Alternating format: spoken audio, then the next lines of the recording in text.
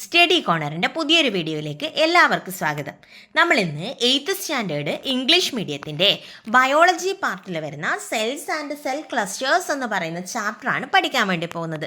Cells എന്താണെന്ന് നിങ്ങൾക്കൊക്കെ അറിയാം. സെൽസ് എന്ന് പറയുന്നത് it is the basic unit of life. അപ്പോൾ ആ സെല്ലിനെ കുറിച്ചും സെൽസ് എങ്ങനെ കണ്ടെത്തി എന്നുള്ളതിനെക്കുറിച്ചും സെൽസിനെ എങ്ങനെ ഒബ്സർവ് ചെയ്യാം എന്നുള്ളതിനെക്കുറിച്ചുമാണ് നമ്മൾ ആദ്യത്തെ ഈ ക്ലാസ്സിൽ പഠിക്കുന്നത്. ഓക്കെ, നമുക്ക് നേരെ നമ്മുടെ ചാപ്റ്ററിലേക്ക് പോകാം. അപ്പോൾ ആദ്യം തന്നെ നമുക്കിതിൽ പഠിക്കാനുള്ളത് 2 സയൻറ്റിസ്റ്റ് നടത്തിയ കണ്ടുപിടുത്തങ്ങളെ കുറിച്ചിട്ടാണ്. ഓക്കെ, അപ്പോൾ 17th സെഞ്ച്വറിയിൽ റോബർട്ട് ഹുക്ക് എന്ന് പറയുന്ന സയൻറ്റിസ്റ്റാണ് ആദ്യമായിട്ട് സെല്ലിനെ ഒബ്സർവ് ചെയ്തത്. 1665 1665 ശരിക്കും പറഞ്ഞാൽ 17th സെഞ്ച്വറിയിൽ റോബർട്ട് ഹുക്ക് എന്ന് പറയുന്ന സയൻറ്റിസ്റ്റ് അദ്ദേഹം എന്ത് ചെയ്തു? ആദ്യമായിട്ട് തൻ്റെ മൈക്രോസ്കോപ്പിലൂടെ ഒരു സെല്ലിനെ അല്ലെങ്കിൽ കുറച്ച് സെൽസിനെ ഐഡൻറ്റിഫൈ ചെയ്തു. അന്നതിന് സെല്ലെന്നാണ് പേരെന്നൊന്നും ഇല്ല കേട്ടോ. എന്നതിനെ സെല്ലെന്നൊന്നും ആരും വിളിച്ചിട്ടില്ല. കാരണം ആദ്യമായിട്ട് ഒരു സാധനം കാണുകയാണ്. അദ്ദേഹം കണ്ടത് എന്തിലാണെന്നറിയോ? കോർക്ക് സ്ലൈസിൽ. എന്താ കോർക്ക് എന്നറിയോ നിങ്ങൾക്ക്? നമ്മൾ പണ്ട് കാലത്ത് ഈ മരുന്ന് കടകളിൽ നിന്നൊക്കെ ഈ പിന്നെന്താ പറയുക അരിഷ്ടത്തിൻ്റെ ബോട്ടിലൊക്കെ വാങ്ങുന്ന സമയത്ത്, പണ്ട് ഇപ്പോഴത്തെ കാര്യമല്ല കേട്ടോ, ഇപ്പൊക്കെ നമുക്ക് പ്ലാസ്റ്റിക് ബോട്ടിൽസിലാണ് അവൈലബിൾ. പണ്ട് കാലത്ത് ചില്ല് കുപ്പിയിൽ അരിഷ്ടമൊക്കെ ഉണ്ടായ ഒരു കാലം ഉണ്ടായിരുന്നു. അപ്പോൾ ആ അരിഷ്ടത്തിൻ്റെ ഏറ്റവും ടോപ്പിൽ അല്ലെങ്കിൽ ഈ ആയുർവേദ മരുന്നുകളുടെ ഏറ്റവും ടോപ്പിലായിട്ട് മരത്തിൻ്റെ ഒരു പീസ് വെച്ചിട്ടാണ് അടപ്പ്. ആ മരത്തിൻ്റെ പീസിനെയാണ് നമ്മൾ എന്ത് വിളിക്കുക? കോർക്കെന്ന് വിളിക്കുക. മരത്തിൻ്റെ പീസിന് എന്ത് വിളിക്കും? കോർക്കെന്ന് വിളിക്കും. അപ്പോൾ അത്തരത്തിലുള്ള ഈ മരക്കഷ്ണത്തിൽ അതിൻ്റെ ഒരു കുഞ്ഞു പീസിലായിരുന്നു. ഇങ്ങനെ അയാൾ കഷ്ണം കഴിച്ച് വെറുതെ മൈക്രോസ്കോപ്പിൽ വെച്ച് നോക്കിയപ്പോൾ അദ്ദേഹം എന്ത് കണ്ടെന്നറിയോ? കുറേ സെല്ലുകളെ കണ്ടു. അദ്ദേഹം എന്ത് കണ്ടു? കുറേ സെല്ല് മീൻസ് കുറേ കുഞ്ഞു കുഞ്ഞു ഹണികോം ഷേപ്ഡ് സ്ട്രക്ചേഴ്സ് കണ്ടു. അദ്ദേഹം അതിനെന്ത് വിളിച്ചു? സെൽസ് എന്ന് വിളിച്ചു. ഓക്കെ, അദ്ദേഹം അതിനെന്ത് വിളിച്ചു? സെൽസ് എന്ന് വിളിച്ചു. ക്ലിയർ ആണോ ഞാൻ പറഞ്ഞത്? ഞാൻ ഒന്നുകൂടെ പറയാം. 1665 1665 അതായത് 17th സെഞ്ച്വറിയിൽ നമ്മൾ ചരിത്രമൊന്നല്ല പഠിക്കുന്നത്, നമ്മൾ ബയോളജിയാണ് പഠിക്കുന്നത്. കൊല്ലൊന്നും അത്രയ്ക്ക് ഇമ്പോർട്ടൻ്റ് അല്ല, എങ്കിലും പറഞ്ഞതാണ്. ഓക്കെ, അപ്പോൾ റോബർട്ട് ഹുക്ക് എന്ന് പറയുന്ന സയൻറ്റിസ്റ്റ് എന്ത് ചെയ്തു? കോർക്ക് സ്ലൈസിൽ ആദ്യമായിട്ട് കുറേ ഹണികോം ഷേപ്ഡ് സ്ട്രക്ചേഴ്സ് കണ്ടു. അദ്ദേഹം അതിനെ ചേംബേഴ്സ് എന്നർത്ഥം വരുന്ന സെൽസ് എന്ന പേരിട്ട് വിളിച്ചു. മനസ്സിലായല്ലോ? അപ്പോൾ സെൽസ് ആദ്യമായി കണ്ടെത്തിയത് ആരാണ്? നമ്മുടെ റോബർട്ട് ഹുക്ക്. അപ്പോൾ ഡിസ്കവറി ഓഫ് സെൽ ആരാണ്? റോബർട്ട് ഹുക്ക് അല്ലേ? ഫസ്റ്റ് ഡിസ്കവർ ചെയ്ത ആരാണ് സെല്ലിന്? Robert hook. പക്ഷേ ഞാൻ പറഞ്ഞു ഇതൊരു മരക്കഷ്ണമാണ്, എപ്പോഴോ ചെത്തി വെച്ച ഒരു മരക്കഷ്ണം അല്ലേ? ഇതിന് ജീവൻ ഉണ്ടാവുമോ? ഇതിനകത്തെ സെൽസിന് ജീവൻ ഉണ്ടാവുമോ? ഇല്ല, ഇത് ഡെഡ് സെൽസ് ആണ്. എന്നാൽ ആദ്യമായി ജീവനുള്ള ഒരു സെല്ലിനെ അതായത് ഒരു ലിവിങ് സെല്ലിനെ കാണുന്നത്, ഒബ്സർവ് ചെയ്യുന്നത് മറ്റൊരു സയൻറ്റിസ്റ്റാണ്. ഓക്കെ, അദ്ദേഹത്തിൻ്റെ പേരാണ് ആന്റൺ വാൻ ല്യൂവൻഹോക്ക്. ആര്? Anton van Leeuwenhoek. അപ്പോൾ ആന്റൺ വാൻ ല്യൂവൻഹോക്കാണ് ആദ്യമായിട്ട് ഒരു ലിവിങ് സെല്ലിനെ ഒബ്സർവ് ചെയ്തത്. എങ്ങനെയാണെന്നറിയോ? അദ്ദേഹം കുളത്തുനിന്ന് ഒരു ഡ്രോപ്പ് വെള്ളം എടുത്തു. അതിനെ മൈക്രോസ്കോപ്പിൽ വെച്ച് നോക്കി. നിങ്ങൾക്കറിയാം, കുളത്തിലൊരു ഡ്രോപ്പ് വെള്ളം എന്ന് പറഞ്ഞാൽ അതിനകത്ത് എത്രയോ അനേകം എന്താ പറയുക മൈക്രോസ്കോപ്പിക് ഓർഗാനിസംസ് ഉണ്ടാവും. അതായത് സ്മോൾ യൂണിസെല്ലുലാർ ഓർഗാനിസംസ് ഉണ്ടാവും. അപ്പോൾ അത്തരത്തിലുള്ള ലിവിങ് ഓർഗാനിസത്തിനെ ആദ്യമായി കണ്ട വ്യക്തിയാണ് ആന്റൺ വാൻ ല്യൂവൻഹോക്ക്. 2 പോയിന്റ് ഈ സ്ലൈഡിൽ നിന്ന് കിട്ടി നിങ്ങൾക്ക്. എന്തൊക്കെയാണ്? ഒന്ന്, സെൽസ് ഡിസ്കവർ ചെയ്ത ആരാണ്? Robert Hooke. ആദ്യമായി ലിവിങ് സെല്ലിനെ ഒബ്സർവ് ചെയ്ത ആരാണ്? Anton van Leeuwenhoek. എന്തിൽ? പോണ്ട് വാട്ടറിൽ. കിട്ടിയല്ലോ. ദെൻ അടുത്ത പോയിന്റ്, 3ാമത്തെ പോയിന്റ്. ഇതിൽ കൊടുത്തിരിക്കുന്ന ഈ 3 പോയിന്റും എക്സാം പോയിന്റ് ഓഫ് വ്യൂവിൽ നിങ്ങൾ പഠിച്ചിരിക്കേണ്ട പോയിന്റുകളാണ്. Then cell biology. Cell biology is the study of cells. Cell biology എന്ന് പറഞ്ഞാൽ എന്താണ്? It is the study of cells. It is a very broad and evolving branch of science. ഇപ്പോഴും വികസിച്ചുകൊണ്ടിരിക്കുന്ന, പിന്നെയും കണ്ടെത്തലുകൾ ഒരുപാട് നടന്നുകൊണ്ടിരിക്കുന്ന ഒരു സയൻസിൻ്റെ ബ്രാഞ്ചാണ് ഇത് സെൽ ബയോളജി എന്ന് പറയുന്നത്. Simply it is the study of cells. ഇതെന്താണ്? സെൽസിൻ്റെ സ്റ്റഡിയാണ് സെൽ ബയോളജി. കിട്ടിയല്ലോ. 3 പോയിൻ്റാണ് ഈ സ്ലൈഡിൽ ഇമ്പോർട്ടൻ്റ് ആയിട്ട് വരുന്നത്. Cell biology, Anton van Leeuwenhoek and Robert Hooke, അവരുടെ കോൺട്രിബ്യൂഷൻസ്. കിട്ടിയല്ലോ. ദെൻ നെക്സ്റ്റ്, പിന്നെയും നമ്മൾ കുറച്ച് സയൻറ്റിസ്റ്റിലേക്ക് തന്നെയാണ് പോകുന്നത്. സെല്ലിനെ കണ്ടെത്തി സെല്ലിനെ കണ്ടെത്തിയോണ്ട് മാത്രം സെല്ലിൻ്റെ കൃത്യമായ സ്റ്റഡീസ് ഒന്നും നടത്താൻ പറ്റില്ല. അപ്പോൾ സെല്ലിനെ കുറിച്ച് കൂടുതൽ പഠിച്ചു വരുന്ന സമയത്ത് നമുക്ക് സെൽ ബയോളജി എന്നുള്ള ഒരു ശാസ്ത്രശാഖ തുറന്നു വന്നൊരു സമയത്ത് ആദ്യമായിട്ട് സെൽ തിയറി പ്രപ്പോസ് ചെയ്യേണ്ട ഒരു ആവശ്യം വന്നു. അതായത് എന്താണ് സെൽ തിയറി എന്ന് പഠിക്കേണ്ട ഒരു ആവശ്യം വന്നു. അപ്പോൾ സെൽ തിയറിനെ കുറിച്ച് നമ്മൾ പഠിക്കുമ്പോൾ നമുക്കവിടെ 3 സയൻറ്റിസ്റ്റ് വളരെ ഇമ്പോർട്ടൻ്റ് ആണ്. ഓക്കെ, ആദ്യം സെല്ലിൻ്റെ ഡിസ്കവറി പറയുമ്പോൾ 2 പേര്, റോബർട്ട് ഹുക്ക് ആൻഡ് ആൻഡ്രൻ വാൻ ലൂവൻഹൂക്ക്. രണ്ടാമത്തെ കേസിൽ നമ്മൾ പഠിക്കാൻ പോകുന്നത് സെൽ ബയോളജി എന്താണെന്നാണ്, സെൽ തിയറി എന്താണെന്നാണ്. ആ സെൽ തിയറിനെ കുറിച്ച് പറയുമ്പോൾ 3 സയൻറ്റിസ്റ്റിനെ പഠിച്ചേ പറ്റൂ, അവരില്ലാതെ സെൽ തിയറി ഇല്ല. ഒന്നാമത്തെ ആൾ മത്തിയാസ് ജേക്കബ് സ്ലീഡൻ. അതിലേയും മത്തി ഒന്നല്ല, നിങ്ങൾ അങ്ങനെയൊന്നും പഠിക്കണമെന്നില്ല, MJ സ്ലീഡൻ എന്ന് പഠിച്ചാൽ മതി. ഓക്കെ, നമുക്ക് തൽക്കാലം മത്തി അതിലൊന്നും വേണ്ട, നിങ്ങൾ ഇങ്ങനെ പഠിച്ചാൽ മതി, MJ സ്ലീഡൻ. MJ സ്ലീഡൻ എന്ത് കണ്ടുപിടിച്ചെന്നറിയോ? Discovered that all plants are composed of cells. എല്ലാ പ്ലാന്റും നമ്മുടെ ഭൂമിയിലുള്ള സകലമാന പ്ലാന്റ്സ് എടുത്ത് നോക്കിയാലും, ഏതൊരു പ്ലാന്റ് എടുത്തു കഴിഞ്ഞാലും ആ പ്ലാന്റിനെ ഒക്കെ ഉണ്ടാക്കിയിരിക്കുന്നത്, അല്ലെങ്കിൽ ആ പ്ലാന്റ് ബോഡി ഒക്കെ നിർമ്മിച്ചിരിക്കുന്നത് എന്തുകൊണ്ടാണ്? സെൽസ് കൊണ്ടാണ് എന്ന് പറഞ്ഞ വ്യക്തിയാണ് MJ സ്ലീഡൻ. കിട്ടിയോ? പ്ലാന്റ് ബോഡി ഉണ്ടാക്കിയിരിക്കുന്നത് സെല്ല് കൊണ്ടാണെന്ന് പറഞ്ഞ വ്യക്തിയാണ് ആര്? MJ Schleiden. Then Theodore Schwann, രണ്ടാമത്തെ സയൻറ്റിസ്റ്റ് തിയോഡർ ഷ്വാൻ. അദ്ദേഹം ഡിസ്കവർ ചെയ്തു all animals are made up of cells. എല്ലാ പ്ലാന്റ്സ് മാത്രം സെല്ല് കൊണ്ട് ഉണ്ടാക്കിയെന്ന് പറഞ്ഞാൽ മതിയോ? പറ്റൂല. നമുക്ക് എന്തുണ്ട്? ആനിമൽസും ഉണ്ട് അല്ലേ? അപ്പോൾ ആനിമൽസിൻ്റെ ബോഡി കംപ്ലീറ്റ്ലി സെൽസ് കൊണ്ട് നിർമ്മിച്ചിരിക്കുന്നതാണ് എന്ന് പറഞ്ഞ വ്യക്തിയാണ് തിയോഡർ ഷ്വാൻ. കിട്ടിയല്ലോ. MJ സ്ലീഡൻ പറഞ്ഞു എല്ലാ പ്ലാന്റ് ബോഡിയും സെല്ല് കൊണ്ടുണ്ടാക്കി, എല്ലാ പ്ലാന്റ്സും സെല്ല് കൊണ്ടുണ്ടാക്കി. അതേസമയം തിയോഡർ ഷ്വാൻ പറഞ്ഞു പ്ലാന്റ്സ് മാത്രമൊന്നുമല്ല, ആനിമൽസും എന്ത് ചെയ്തു? ആനിമൽ ബോഡി എന്തുകൊണ്ട് നിർമ്മിച്ചിരിക്കുന്നു? സെല്ല് കൊണ്ട് നിർമ്മിച്ചിരിക്കുന്നു എന്ന് ആര് പറഞ്ഞു? തിയോഡർ ഷ്വാൻ പറഞ്ഞു. ഇനി ഇത് രണ്ടും കൂടാതെ ഇപ്പോൾ പ്ലാന്റ്സുമായി ആനിമൽസിൻ്റെ കൂട്ടത്തിൽ മനുഷ്യന്മാരൊക്കെ പെട്ടു കേട്ടോ, ഹ്യൂമൻ ബീങ്സ് ഒക്കെ അതിൽ വന്നു. ഇനി നമുക്ക് പഠിക്കാനുള്ളത് ഒരു സെല്ല്. ഇപ്പോൾ നിങ്ങൾക്ക് മാജിക് ഷോ കാണിച്ചിട്ട് ഒരു പുതിയ സെല്ലിനെ ഉണ്ടാക്കാൻ പറ്റുമോ? നിങ്ങൾക്ക് ശൂന്യതയിൽ നിന്ന് ഒരു സെല്ലിനെ എടുക്കാൻ പറ്റുമോ? വാക്കോത്തിൽ നിന്ന് ഒരു സെല്ലിനെ എടുക്കാൻ പറ്റുമോ? പറ്റില്ല.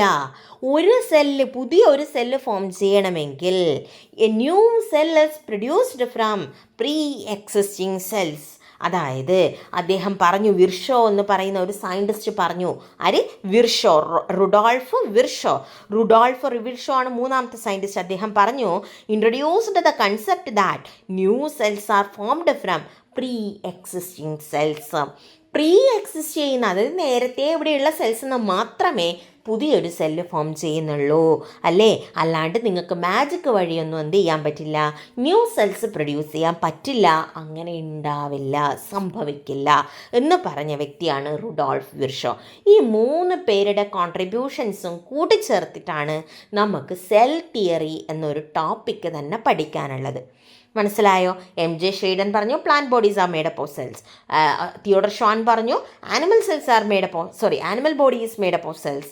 വിർഷോ എന്താണ് പറഞ്ഞത്?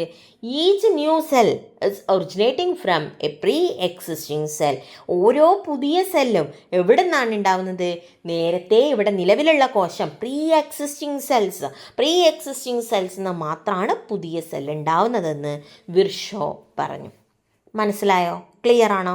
ദെൻ നെക്സ്റ്റ്, ഇനി എന്താണ് സെൽ തിയറി എന്നാണ് പറയേണ്ടത്. Cell theory is formulated by integrating the inferences of many scientist of 19th century. Cell biology was developed on the basis of cell theory. നമ്മൾ പഠിച്ചു, സെൽ ബയോളജി എന്ന് പറഞ്ഞാൽ നമുക്കൊരു ശാസ്ത്രശാഖയുണ്ടെന്ന് നമ്മൾ പഠിച്ചു അല്ലേ? ബ്രാഞ്ച് ഓഫ് സയൻസ് ഉണ്ടെന്ന് നിങ്ങൾ പഠിച്ചു. ഈ ബ്രാഞ്ച് ഓഫ് സയൻസ് ഡെവലപ്പ് ചെയ്ത് മുന്നോട്ട് പോകുന്നത് സെൽ തിയറി എന്നൊരു കൺസെപ്റ്റിനെ ബേസ് ചെയ്തിട്ടാണ്. അപ്പോൾ എന്താണ് സെൽ തിയറി? എക്സാമിന് ഷുവർ ക്വസ്റ്റ്യൻ. എന്താണ് സെൽ തിയറി എന്ന് നിങ്ങളോട് ചോദിക്കും. സെൽ തിയറി നിങ്ങൾ പഠിച്ചിരിക്കണം. It's very simple. നമുക്ക് നോക്കാം. All organisms are made up of 1 or more cells. ഈ ഭൂമിയിൽ കാണുന്ന അല്ലെങ്കിൽ ഏതൊരു ജീവിയും it is made up of cells. അതെന്തുകൊണ്ട് ഉണ്ടാക്കിയിരുന്നു? അത് ഒരു സിംഗിൾ സെൽ ആയാലും ശരി, മീൻസ് വളരെ സ്മോൾ ഓർഗാനിസം ആയാലും ശരി, അല്ലെങ്കിൽ വളരെ ബിഗ് ഓർഗാനിസംസ് ആയാലും ശരി, അതിൻ്റെ ബോഡി എന്തുകൊണ്ട് നിർമ്മിച്ചിരിക്കുന്നു? സെല്ല് കൊണ്ട് നിർമ്മിച്ചിരിക്കുന്നു എന്നതാണ് സെൽ തിയറിയിലെ first point. Then second point, cell is the basic unit of life. നമ്മൾ ഈ ചാപ്റ്റർ തുടങ്ങുമ്പം പറഞ്ഞ point, cell is the basic unit of life. സെല്ലാണ് ബേസിക് യൂണിറ്റ്, ജീവൻ്റെ തന്നെ ലൈഫിൻ്റെ തന്നെ ഏറ്റവും ബേസിക് പോയിന്റ് എന്താണ്? നമ്മുടെ സെൽസ് ആണ്. Then new cells originating from pre existing cells. നേരത്തെയുള്ള സെൽസ് നിന്ന് മാത്രമേ ന്യൂ സെൽസ് ഫോം ചെയ്യുന്നുള്ളൂ. New cells originating from pre existing cells. കിട്ടിയല്ലോ? ഇത് 3 പോയിന്റും ചേർത്തതാണ് നമ്മുടെ സെൽ തിയറി. കിട്ടിയല്ലോ? Next, you know that different types of microscopes are used to observe very small or tiny cells. അതായത് നമുക്ക് ഡിഫറെൻ്റ് ആയിട്ടുള്ള മൈക്രോസ്കോപ്പ് ഇന്ന് അവൈലബിൾ ആണ്. എന്തിന്? നമുക്ക് ഈ സ്മോളർ ആയിട്ടുള്ള സെൽസിനെയും മൈക്രോ ഓർഗാനിസംസിനെയും ഒക്കെ കാണാൻ വേണ്ടിയിട്ട്. നമുക്ക് പ്രധാനമായിട്ടും നമ്മൾ കോമൺലി യൂസ് ചെയ്യുന്ന മൈക്രോസ്കോപ്പിന് നമ്മുടെ കോമൺ യൂസേജാണ്, അല്ലാണ്ട് വലിയ വലിയ സയൻറ്റിസ്റ്റ് യൂസ് ചെയ്യുന്നതല്ല. ഒരു കോമൺ മൈക്രോസ്കോപ്പിനെ നമുക്ക് മെയിനായിട്ട് 2 കാറ്റഗറി ആക്കാം. ഒന്ന് സിമ്പിൾ മൈക്രോസ്കോപ്പ്, 2 കോമ്പൗണ്ട് മൈക്രോസ്കോപ്പ്. ഇതൊന്ന് സിമ്പിൾ മൈക്രോസ്കോപ്പും കോമ്പൗണ്ട് മൈക്രോസ്കോപ്പും. In simple microscope lenses are used to magnify object. ഏത് മൈക്രോസ്കോപ്പ്, സിമ്പിൾ മൈക്രോസ്കോപ്പ് ആയാലും കോമ്പൗണ്ട് മൈക്രോസ്കോപ്പ് ആയാലും അതിനകത്ത് എന്തുണ്ട്? ലെൻസ് ഉണ്ട്. ലെൻസ് എന്തിനെ സഹായിക്കുന്നു? It will help to magnify object. ഇനി എന്തിനാണ് നമ്മൾ ഈ ലെൻസിന് ഉപയോഗിക്കുന്നത് എന്നുള്ളതാണ് അടുത്ത പോയിന്റ്. ഞാൻ പറഞ്ഞത് ഒന്നുകൂടെ ക്ലിയർ ചെയ്ത് തരാം മക്കളെ. നമ്മുടെ കോമൺ യൂസേജിന് നമ്മൾ എടുക്കുന്ന ലെൻസിനെ പ്രധാനമായിട്ട് 2 കാറ്റഗറി ആക്കുന്നുണ്ട്. ഒന്ന് simple microscope, second one compound microscope. Simple microscope നമ്മളിത് വീണ്ടും കാണും കേട്ടോ. സിമ്പിൾ മൈക്രോസ്കോപ്പ് എന്ന് പറഞ്ഞാൽ ഇറ്റ് കണ്ടെയ്ൻ ഓൺലി 1 ലെൻസ്. അതിനകത്തൊരു സിമ്പിൾ ലെൻസ് മാത്രമേ ഉള്ളൂ. അതേസമയം കോമ്പൗണ്ട് മൈക്രോസ്കോപ്പിനകത്ത് ഇറ്റ് കണ്ടെയ്ൻ മെനി ലെൻസ്. അതാണ് ഡിഫറൻസ്. നമ്മൾ ചിത്രം സഹിതം കാണും. ഓക്കെ, അപ്പോഴത് വീണ്ടും പറയാം. ഇനി നിങ്ങൾ ഒരു പുതിയ ടേം അവിടെ പഠിച്ചു, magnify. Lenses are used to magnify object. Lenses എന്തിനാണ് യൂസ് ചെയ്യുന്നത്? It using to magnify object. Magnify ചെയ്യാനാണ് യൂസ് ചെയ്യുന്നത്. എന്താണ് മാഗ്നിഫിക്കേഷൻ? മാഗ്നിഫിക്കേഷൻ എന്ന് വെച്ചാൽ വലുതാക്കുക. മാഗ്നിഫിക്കേഷൻ എന്ന് വെച്ചാൽ എന്താണ്? വലുതാക്കുക. നമുക്ക് നോക്കാം. Human I can distinguish 2 spots having a distance of 0.2 millimeter in adequate light. എന്ന് വെച്ചാൽ നല്ലൊരു പ്രകാശമുള്ള സമയത്ത് നിങ്ങൾക്ക് ഒരു സാധനത്തിന് കാണണമെങ്കിൽ നിർബന്ധമായിട്ട് അവിടെ പ്രകാശം വേണം. ഇരുട്ടത്തൊന്നും നിങ്ങൾക്ക് കാണാനുള്ള കഴിവില്ല.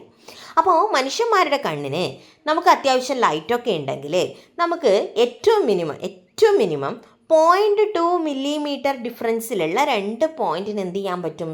നമുക്ക് ഐഡൻറ്റിഫൈ ചെയ്യാൻ പറ്റും. അതാണ് human I can distinguish 2 spots having a distance of 0.2 millimeter in adequate light. അത്യാവശ്യം ലൈറ്റുള്ള സമയത്ത് നമുക്ക് എന്ത് ചെയ്യാൻ പറ്റും? 0.2 millimeter ഡിഫറൻസിൽ നിൽക്കുന്ന 2 പോയിന്റിനെ ഡിസ്റ്റിങ്വിഷ് ചെയ്യാൻ വേണ്ടി പറ്റും. This distance is called resolution of the eye. ഈ ഡിസ്റ്റൻസിനെയാണ് എന്ത് വിളിക്കുന്നത്? നമ്മുടെ കണ്ണിൻ്റെ റെസൊല്യൂഷൻ എന്ന് വിളിക്കുന്നത്. It is called the resolution of eyes. Lens is required to distinguish spots having a distance of less than 0.2 nanometer. 0.2 millimeter. Nanometre അല്ല, millimetre. അതായത് നമ്മൾ എപ്പോഴാണ് ലെൻസ് ഉപയോഗിക്കേണ്ടി വരിക? എപ്പോഴാണോ 2 പോയിന്റ് തമ്മിലുള്ള ഡിസ്റ്റൻസ് 0.2 millimeterലും കുറയുന്നത്. നമുക്ക് കാണാൻ പറ്റുന്ന ഏറ്റവും മിനിമം ഡിസ്റ്റൻസ് ആണത് 0.2 millimeter എന്ന് പറയുന്നത്. അതിനേക്കാളും അരുവത്തായി കഴിഞ്ഞാൽ നമുക്കതിനെ വൃത്തി കാണാൻ പറ്റൂല. ആ സമയത്ത് നമുക്ക് എന്തിൻ്റെ സഹായം ആവശ്യമായിട്ട് വരും? ലെൻസിൻ്റെ സഹായം ആവശ്യമായിട്ട് വരും. ഇത്രയും മനസ്സിലായോ? നെക്സ്റ്റ്, ഇനി ഒരു കാര്യം കൂടി, ഞാൻ എടുക്കുന്നത് നിങ്ങൾക്ക് മനസ്സിലാവുന്നുണ്ടെങ്കിലും ഇല്ലെങ്കിലും നിങ്ങളത് കമൻറ്റുകളിലൂടെ എന്നെ അറിയിക്കണം. എങ്കിലേ എനിക്ക് മനസ്സിലാവൂ നിങ്ങൾക്കത് മനസ്സിലായോ ഇല്ലയോ എന്ന്. അപ്പോൾ അതുകൊണ്ട് തന്നെ നിങ്ങൾ എന്ത് ചെയ്യുക? നിങ്ങളുടെ വിലപ്പെട്ട അഭിപ്രായങ്ങൾ കമൻറ്റുകളായിട്ടൊന്ന് രേഖപ്പെടുത്തുക. ഓക്കെ, ഇനി ചാനൽ ഇഷ്ടപ്പെട്ടിനെങ്കിൽ അല്ലെങ്കിൽ നിങ്ങൾക്ക് ഈ വീഡിയോസ് ഇഷ്ടപ്പെടുന്നുണ്ടെങ്കിൽ നിങ്ങളൊന്ന് ലൈക്കും ഷെയറും ഒക്കെ ചെയ്യുക. ചാനൽ സബ്സ്ക്രൈബ് ചെയ്യാൻ മറക്കണ്ട. കൂടെയുള്ള ആ ബെൽ ബട്ടണും കൂടെ ഒന്ന് ഓണാക്കിയിട്ട് കഴിഞ്ഞാൽ ഞാൻ അപ്ലോഡ് ചെയ്യുന്ന എല്ലാ വീഡിയോസും കൃത്യസമയത്ത് തന്നെ നിങ്ങൾക്ക് കാണാൻ വേണ്ടി പറ്റും. ഓക്കെ, അപ്പോൾ എല്ലാവരും നല്ല മിടുക്കരായി പഠിച്ച് എക്സാമിന് വേണ്ടിയിട്ടുള്ള പ്രിപ്പറേഷൻസൊക്കെ ഇപ്പോഴേ മെല്ലെ മെല്ലെ തുടങ്ങി വെക്കുക. ഇനിയിപ്പോൾ കലോത്സവവും അങ്ങനെയൊക്കെ ആയി നിങ്ങളൊക്കെ തിരക്കിലാകും. അപ്പോൾ ഈ ഒരു സമയം എന്ന് പറയുന്നത് നമുക്ക് പഠനത്തിന് വേണ്ടി കൂടി മാറ്റി വെക്കാനുള്ള സമയമാണ്. നിങ്ങളുടെ ഫെസ്റ്റിവൽസൊക്കെ നിങ്ങൾ ആഘോഷിക്കുന്നത് പോലെ തന്നെ ഒരു ഇമ്പോർട്ടൻസ് പഠനത്തിനും കൂടെ കൊടുക്കുക. ഓക്കെ, അപ്പോൾ എടുക്കുന്നത് നിങ്ങൾ ക്ലാസ് കേൾക്കുന്നത് അപ്പം തന്നെ പഠിക്കുക. സബ്സ്ക്രൈബ് ചെയ്യാൻ മറക്കണ്ട കേട്ടോ. നമുക്ക് തിരിച്ചു വരാം. എ സിമ്പിൾ മൈക്രോസ്കോപ്പ്, ഞാൻ നേരത്തെ പറഞ്ഞ ഓർമ്മയുണ്ടല്ലോ, സിമ്പിൾ മൈക്രോസ്കോപ്പും കോമ്പൗണ്ട് മൈക്രോസ്കോപ്പും ഉണ്ടെന്ന്. A simple microscope in which a single lens is used. Simple microscope എന്ന് പറഞ്ഞാൽ എന്താണ്? അതിനകത്ത് എന്തേ യൂസ് ചെയ്യുന്നുള്ളൂ? ഒരു സിംഗിൾ ലെൻസേ യൂസ് ചെയ്യുന്നുള്ളൂ. It can magnify an object up to 10 times than the original size. ഈ സിമ്പിൾ മൈക്രോസ്കോപ്പിന് എന്ത് ചെയ്യാൻ പറ്റും? അതിനകത്തുള്ള ലെൻസിന് എന്ത് ചെയ്യാൻ പറ്റും? ഒരു വസ്തുവിനെ നമുക്ക് 10 times മാഗ്നിഫൈ ചെയ്ത് കാണിച്ചു തരാൻ വേണ്ടി പറ്റും. A compound microscope in which more than 1 lens is used can magnify an object up to 1000 times. സിമ്പിളാക്കി പറഞ്ഞു തരാം. ഒരു സിമ്പിൾ മൈക്രോസ്കോപ്പ് എത്ര ലെൻസ്? ഒറ്റ ലെൻസ്. ഇത് ഏകദേശം എത്ര മടങ്ങ് വലുപ്പത്തിൽ നിങ്ങൾക്ക് കാണിച്ചു തരും സാധനങ്ങളെ?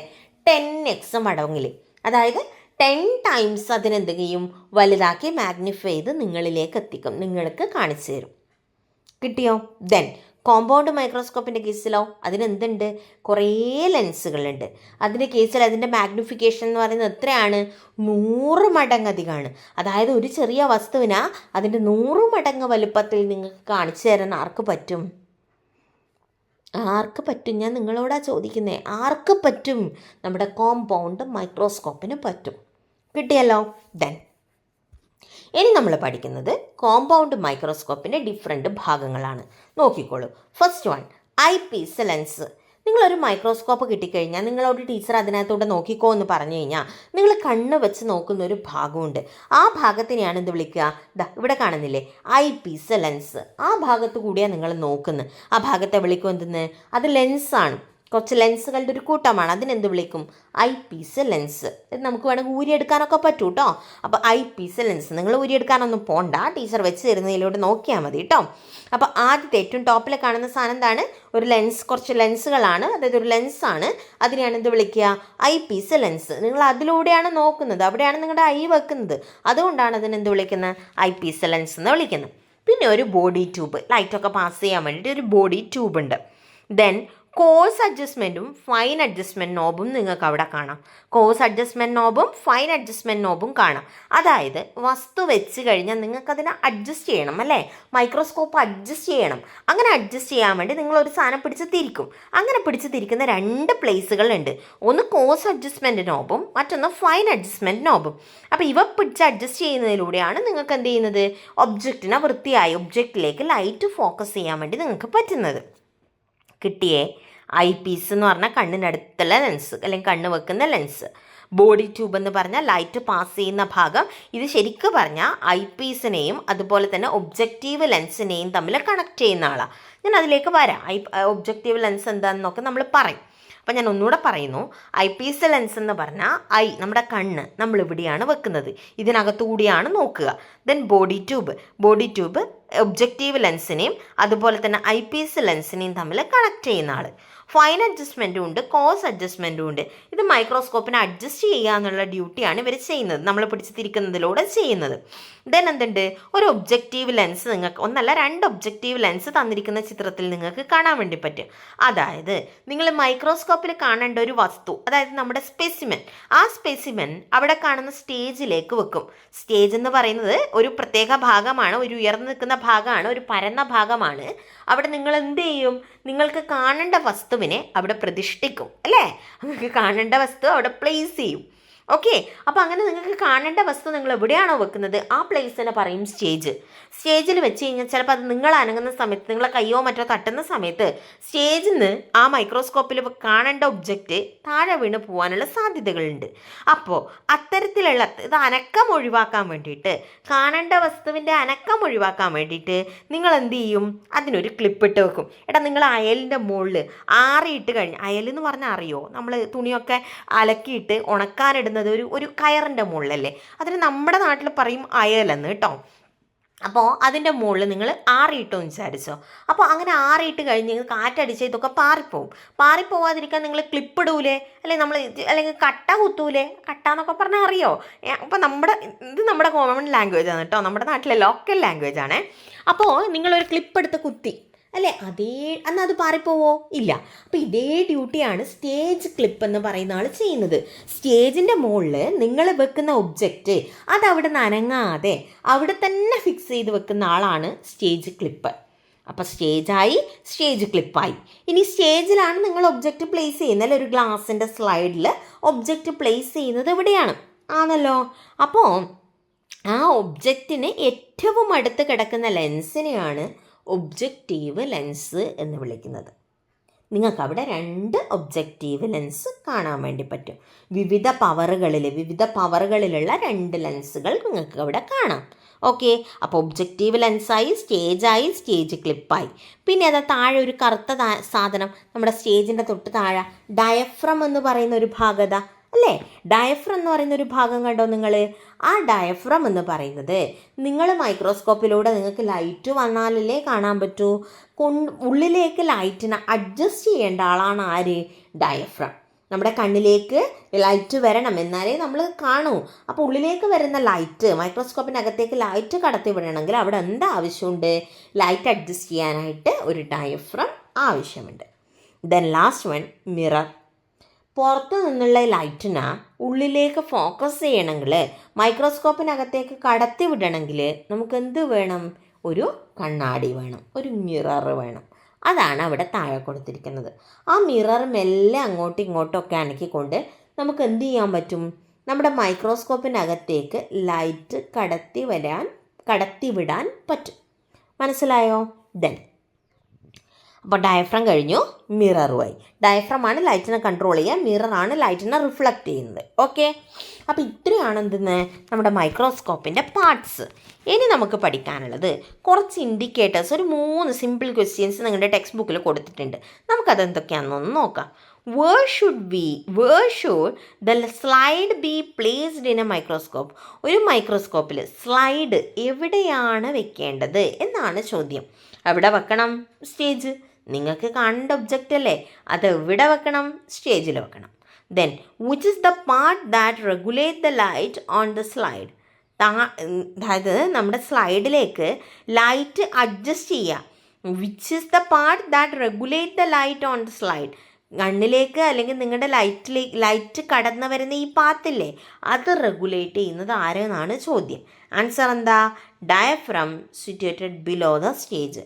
കണ്ണിൻ്റെ താഴെ, അതായത് നമ്മുടെ എന്താ പറയുക, പിന്നെ സ്റ്റേജിൻ്റെ താഴെ കാണുന്ന ഡയഫ്രം എന്ന് പറയുന്ന ഭാഗം എന്ത് ചെയ്യും? It regulate the light on the slide.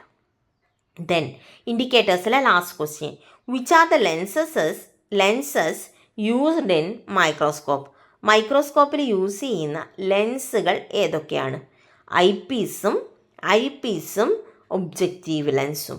നിങ്ങൾക്ക് അവിടെ കാണാം ഒരു ഐ പീസ്, നിങ്ങളുടെ പിക്ചറിൽ കാണാം ഐ പീസ് ഉണ്ട്, ഒബ്ജക്റ്റീവ് ലെൻസ് ഉണ്ട്. ഈ 2 ഭാഗത്തായിട്ടാണ് ഒരു കോമ്പൗണ്ട് മൈക്രോസ്കോപ്പിൽ നിങ്ങൾക്ക് എന്ത് കാണാൻ പറ്റുന്നത്? ഒരു കോമ്പൗണ്ട് മൈക്രോസ്കോപ്പിൽ എന്ത് കാണാൻ പറ്റുന്നത്? എന്താ നമ്മൾ പറയുന്നത്? ലെൻസസ് കാണാൻ പറ്റുന്നത്. നിങ്ങളൊന്നും പറയുന്നില്ലല്ലോ, നിങ്ങൾ പലതവണ നിങ്ങൾ പറഞ്ഞാലേ നിങ്ങൾക്കിതൊക്കെ പഠിക്കാൻ പറ്റൂ. അപ്പോൾ ഐ പീസ്, ഒബ്ജക്റ്റീവ് ലെൻസ് എന്നിവയാണ് മൈക്രോസ്കോപ്പിൽ ഉപയോഗിക്കുന്ന ലെൻസുകൾ. കിട്ടിയല്ലോ. Then magnification power. Magnification means magnify എന്ന് വെച്ചാൽ വലുതാക്കുക. Magnification power of a lens is its ability to magnify ഒബ്ജക്റ്റിനെ മാഗ്നിഫൈ ചെയ്യാനുള്ള ലെൻസിൻ്റെ കഴിവിനെയാണ് എന്ത് വിളിക്കുക? മാഗ്നിഫിക്കേഷൻ പവർ എന്ന് വിളിക്കുക. If eyepiece lens magnify the object to 10x, അതായത് ഐ പീസ് നിങ്ങളുടെ കണ്ണ് വെക്കുന്ന അവിടുത്തെ ലെൻസ്, ആ ലെൻസ് നമ്മൾ നോക്കേണ്ട വസ്തുവിനെ 10 മടങ്ങ് വലുതാക്കുന്നുണ്ടെന്ന് കരുതുക, 10 times അത് ഇൻക്രീസ് ചെയ്യുന്നുണ്ടെന്ന് കരുതുക. And objective lens magnify it into 40 times, അതായത് നിങ്ങളുടെ ഐ പീസ് 10 മടങ്ങും അതുപോലെ തന്നെ ഒബ്ജക്റ്റീവ് ലെൻസ് 40 മടങ്ങും ആ വസ്തുവിനെ മാഗ്നിഫൈ ചെയ്താൽ in total the magnification power of the lens എന്ന് പറയുന്നത് 400x ആണ് എന്ന് വെച്ചാൽ 400 മടങ്ങ്. 400 മടങ്ങാണ് ലെൻസിൻ്റെ മാഗ്നിഫിക്കേഷൻ പവർ എന്ന് പറയുന്നത്. അതായത് ആ തന്നിരിക്കുന്ന മൈക്രോസ്കോപ്പിൻ്റെ ലെൻസിൻ്റെ മാഗ്നിഫൈയിങ് പവർ, ഓർ സിംപ്ലി ആ മൈക്രോസ്കോപ്പിൻ്റെ മാഗ്നിഫൈയിങ് പവർ. അതായത് ഐ പീസ് ലെൻസ് 10x, അതായത് 10 ഇരട്ടി വസ്തുക്കളെ വലുതാക്കുന്നു. പിന്നെ അതുപോലെ തന്നെ ഒബ്ജക്റ്റീവ് ലെൻസ് ഒരു 40x വലുതാക്കുന്നത് എങ്കിൽ അപ്പോൾ 40 × 10 എത്ര വരും? 400x. അപ്പം 400x ആയിരിക്കും ആ മൈക്രോസ്കോപ്പിൻ്റെ പവർ എന്ന് പറയുന്നത്. ഓക്കെ, അപ്പോൾ ഇത് പഠിച്ചു വെച്ചോളാം. ലാസ്റ്റ് സ്ലൈഡാണ്. ഇതോടുകൂടി നമ്മൾ നമ്മുടെ ഇന്നത്തെ ചാപ്റ്റർ അവസാനിപ്പിക്കുന്നതാണ്. മൈക്രോസ്കോപ്പിൻ്റെ ഓരോ പാർട്സും അതിൻ്റെ ഫങ്ഷൻസുമാണ് നമുക്കിനി പഠിക്കാനുള്ളത്. ടെക്സ്റ്റ് ബുക്കിലെ ബോക്സാണ്, ഞാനതൊന്ന് കംപ്ലീറ്റ് ചെയ്ത് കൊടുത്തിട്ടുണ്ട്. നമുക്ക് നോക്കാം. Eyepiece lens, the lens near eyes, നമ്മുടെ ഐസിനടുത്തുള്ള ലെൻസ് അല്ലേ. Magnify images from the objective lenses, objective ലെൻസിന് നിങ്ങൾക്ക് തരുന്ന ഇമേജിന് എന്ത് ചെയ്യുന്നു? മാഗ്നിഫൈ ചെയ്തെടുക്കുന്നു. Then body tube, connect objective and eyepiece lens, eyepiece ലെൻസിനെയും ഒബ്ജക്റ്റീവ് ലെൻസിനെയും എന്ത് ചെയ്യുന്നു? കണക്റ്റ് ചെയ്യുന്നു. ആര്? Body tube. It connect objective and eyepiece lens, it passes light. കിട്ടിയല്ലോ. അപ്പോൾ ബോഡി ട്യൂബ് എന്താ ചെയ്യുന്നത്? It connect objective and eyepiece lens, it will pass light. അപ്പോൾ കിട്ടി, മനസ്സിലായി. ഐ പീസ് ലെൻസ് കണ്ണിൻ്റെ അടുത്തുള്ള ലെൻസ് ഇത് എന്ത് ചെയ്യുന്നു? ഒബ്ജക്റ്റിനെ കാണാൻ വേണ്ടി സഹായിക്കുന്നതാണ്. Then body tube connect the object and eyepiece lens, objective ലെൻസിനെയും ഐ പീസ് ലെൻസിനെയും തമ്മിൽ കണക്ട് ചെയ്യുന്ന ആളാണ് body tube. Then adjustment knobs helps to focus the object, ആ ഒബ്ജക്റ്റിനെ ഫോക്കസ് ചെയ്യാൻ വേണ്ടി സഹായിക്കുന്ന ആളാണ് ആര്?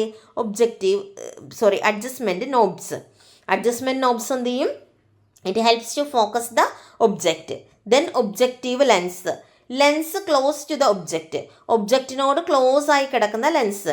It helps in the primary magnification of the sample, ഇത് നമ്മുടെ സാമ്പിളിൻ്റെ, നമ്മൾ കാണാൻ ഉദ്ദേശിക്കുന്ന സാധനത്തിൻ്റെ പ്രൈമറി മാഗ്നിഫിക്കേഷൻ നടത്തി തരുന്ന ആരാണ്? ഒബ്ജക്റ്റീവ് ലെൻസാണ്, objective lens. Then stage clip fixes the slide on the stage, സ്റ്റേജിൻ്റെ മുകളിൽ ഫിക്സസ് ദ സ്ലൈഡ്, സ്ലൈഡിനെ അവിടെ ഫിക്സ് ചെയ്ത് വെക്കുന്ന ആളാണ് സ്റ്റേജ് ക്ലിപ്പ്. സ്റ്റേജ് എന്ന് പറഞ്ഞാൽ എന്താ? The area where slide keeps, എവിടെയാണോ നിങ്ങൾ സ്ലൈഡ് കീപ്പ് ചെയ്യുന്നത് ആ ഭാഗത്തിന് എന്ത് വിളിക്കും? എന്ത് വിളിക്കും? സ്റ്റേജ് എന്ന് വിളിക്കും. മൈക്രോസ്കോപ്പിൻ്റെ സ്റ്റേജ് എന്ന് വിളിക്കും. പറയണേ, ഞാൻ ഇടയ്ക്കിടയ്ക്ക് സ്റ്റോപ്പ് ചെയ്യുന്നത് നിങ്ങൾക്ക് പറയാൻ വേണ്ടിയിട്ടാണ്. നിങ്ങൾക്ക് പറയാനുള്ള ഒരു അവസരം തരുന്നതാണ് അവിടെ, അത് യൂസ് ചെയ്യാം. എത്രത്തോളം പറഞ്ഞു പഠിക്കുന്നോ അത്രത്തോളം അത് നിങ്ങളെ ഹെൽപ്പ് ചെയ്യും. അപ്പോൾ സ്റ്റേജ് എന്ന് പറയുന്നത് this is the area where slide keeps, slide keep ചെയ്യുന്ന ഏരിയ ആണ് stage. Then diaphragm adjust light to the sample, സാമ്പിളിലേക്കുള്ള ലൈറ്റ് ശേഖരിക്കുന്നത് അല്ലെങ്കിൽ സാമ്പിളിലേക്കുള്ള ലൈറ്റ് അഡ്ജസ്റ്റ് ചെയ്യുന്ന ആളാണ് ആര്? Diaphragm. Then condenser lens helps to focus light on the object, condenser എന്ത് ചെയ്യുന്നു? Helps to focus light on the object, ലൈറ്റിനെ ഒബ്ജക്റ്റിലേക്ക് കറക്റ്റായിട്ട് ഫോളോ ചെയ്യാൻ വേണ്ടി സഹായിക്കുക എന്നുള്ളതാണ് കണ്ടൻസർ ലെൻസിൻ്റെ ഫങ്ഷൻ. അപ്പോൾ ഇത്രയും കിട്ടിയല്ലോ.